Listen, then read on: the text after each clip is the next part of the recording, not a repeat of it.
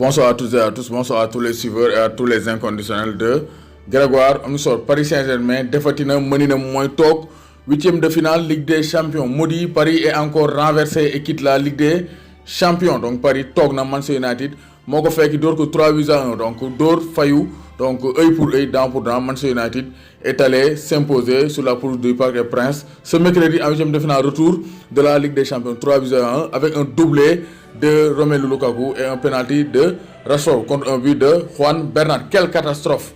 Donc c'est un cataclysme, tremblement de terre, donc ou bien séisme fële ca Parc des Princes. Paris Saint-Germain mi nga xam ne ñëpp ngi doon xaar mu qualifié pour la première fois en quart de finale depuis 3 ans, mais Paris gis nañ ne toogaat na huitième de finale daaw Real moo ko toogal daaw jéeg Barça moo ko toogal remontada cette fois-ci encore donc Manchester United ñëw defal ko remontada biir dëkkam. Pourtant donc Paris aussi donc amoon na 2 buts d'avance au début de la rencontre, mais dès la deuxième minute de jeu Thilo Kehrer passe raté, Lukaku dem teggi Buffon dugal bal bi. Donc premier but de la rencontre pour le bison belge.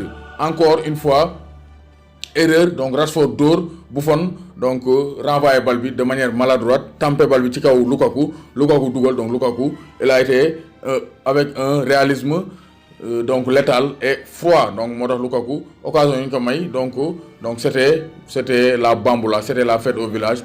Paris a fait des cadeaux à Manchester United te Lukaku ne s'est pas fait prier donc pour encaisser ces cadeaux. Donc 2-0 après Juan Bernat égalisé sur donc réduire la marque sur une passe décisive de donc Kylian Mbappé. Après Paris ne s'est pas mis à l'abri. Paris donc amoon na possession du tourner passe gauche passe droite taf yëngal, mais gis nañ ne Mbappé waroon naa mën a rey match moo Juan Bernat.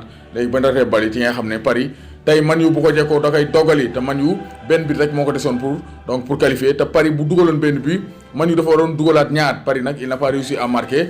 Man U fekk ko fa dugal un troisième but grâce à Marcus Rashford sur un penalty concédé par Maestro Kipembe. Donc Paris moo dominé rencontre bi 112% de possession de balle 28 pour Man U doo ñëw taxaw. Donc la tactique de Solskjaer a marché parce que Solskjaer donc la plupart de ses cartes 60% de ses titulaires n'étaient pas présents sur la pelouse. Pogba était suspendu, Lingard, Martial, donc Phil Jones, donc Nemanja Matic, ils étaient absents, mais on a vu un excellent Luke Shaw, ça aussi il faut le signaler. Le latéral gauche donc anglais a fait un excellent match. Donc 12 tirs au total pour le Paris Saint-Germain, 4 tirs cadrés, 1 but, 5 tirs au total pour Manchester United, 4 tirs cadrés, 3 buts. Manchester United a été beaucoup plus efficace que le Paris Saint-Germain. Donc Paris toogati na huitième de finale. Paris fan lañ jëm ak Neymar, Mbappé, donc 400 millions d'euros pour des huitièmes de finale. Je pense que le projet doit être revu. Donc Paris toog na. De l'autre côté Porto aussi même score 3-1 le door kii di AS Rome moo ko door aller bi 2-1, mais Porto cette fois-ci da ko door ba mu tëdd 3-1, mais gis nañ ne match bi yombul woon quand même. Parce que prolongation la jeexee. Suarez moo ñu ko dugal 25 minutes, De Rossi égalisé 37e minute de jeu sur penalty. Marega donc dugal deuxième but à la 52e minute de jeu. Après donc Marega aussi a été au four et au moulin et a occasionné un penalty donc transformé par Alexandre Telles.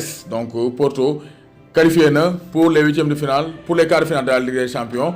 Donc 4 ans après, donc depuis 4 ans, donc Porto huitième de finale loolu wala mu toog phase de poule, mais cette fois-ci Porto va trouver les quarts de finale de la Ligue des Champions. Donc Porto donc bu ñu fàtte ne moo jël Ligue des Champions 2004 avec José Mourinho. Donc Porto est bien parti pour créer la surprise. Donc cette saison nañ def attention, cette saison il y aura des surprises parce que favori yi ñuy teg naan kii mooy jël kii du jël ku lim ku pronostiqué di nga juum. Def leen attention Ligue des Champions bi Ligue des Champions surprise la te outsiders yi war nañ ko mën a jël. Porto mi jar naa bàyyi xel.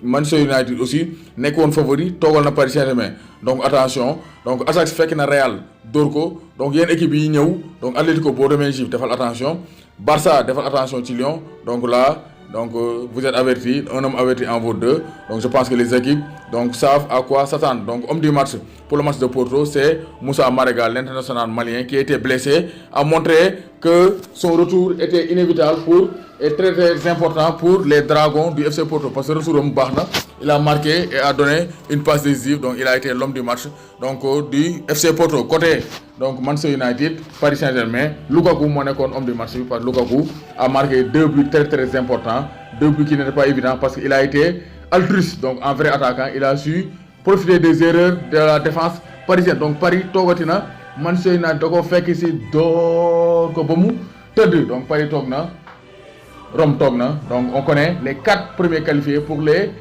quarts de finale pour le G8 de cette Ligue des Champions 2018-2019. Donc yeen 4 équipes dinañ leen xam. Donc semaine prochaine, donc di leen jox kon dig daje beneen émission inchallah.